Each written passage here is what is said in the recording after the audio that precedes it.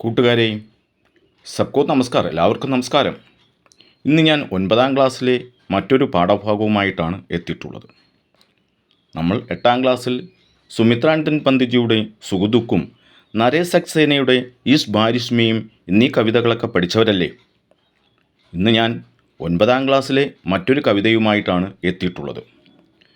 ഹിന്ദിയിലെ പ്രഗതിശീല സാഹിത്യകാരനായ ശ്രീ നാഗാർജുൻ്റെ ബഹുത് ദിനോം കെ ബാദ് എന്ന കവിതയാണ് നമ്മൾ പഠിക്കുന്നത്. ശ്രീ നാഗാർജുൻ ആധുനിക ഹിന്ദി साहित्य के प्रगतिशील साहित्यकार थे. उनका असली नाम വൈദ്യനാഥ് മിശ്ര ഹെ. അദ്ദേഹത്തിൻ്റെ യഥാർത്ഥ പേര് വൈദ്യനാഥ് മിശ്ര എന്നാണ്. അദ്ദേഹത്തിൻ്റെ പ്രമുഖമായ രചനകൾ 1948 में लिखा हुआ 1948 എഴുതിയ രതിനാഥ് കി ചാച്ചി എന്നതും 1953 1953 में लिखा हुआ नई पौध 1957 1957 में लिखा हुआ വരുൺ കെ ബേട്ടെ പ്രമുഖ രചനകളൊക്കെയാണ്. 1969 അദ്ദേഹത്തിന് സാഹിത്യ അക്കാദമി പുരസ്കാരം ലഭിച്ചിട്ടുണ്ട്. 1994 സാഹിത്യ അക്കാദമി ഫെലോഷിപ്പും അദ്ദേഹത്തിന് ലഭിച്ചിട്ടുണ്ട്.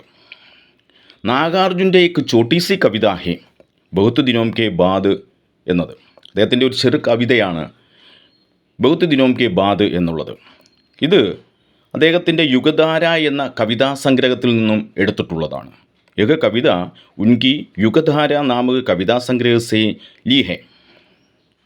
ഇസ് കവിതാമേം കവി കഹത്തെ ഹെ കി പറയുന്നത് എന്താണെന്ന് നോക്കാം.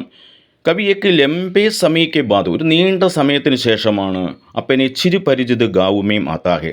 തൻ്റെ ചിരപരിചിതമായ ഗ്രാമത്തിൽ എത്തിച്ചേരുന്നത് ഒരു നീണ്ട സമയത്തിന് ശേഷമാണ്. ആ സമയത്ത് ഉസ് ഗാവയ്ക്ക് ആ ഗ്രാമത്തിൻ്റെ പ്രാകൃതിക സൗന്ദര്യ പ്രകൃതിദത്തമായ ഭംഗികളും അവർ ഹരിഭരി കേത്തോം കുതേക്കുകാർ പച്ചപ്പുള്ള വയലേലകളും ഒക്കെ കണ്ടിട്ട് ഉൻകാ മൻ പ്രസന്നു ഹോ ജാത്താ ഹെ. അദ്ദേഹത്തിൻ്റെ മനസ്സെന്താകുന്നു വളരെ സന്തോഷവനാകുന്നു. ഈ സുല്ലാസുക്കോ ഈ സന്തോഷത്തെയാണ് കവി എന്ത് ചെയ്തിരിക്കുന്നത്?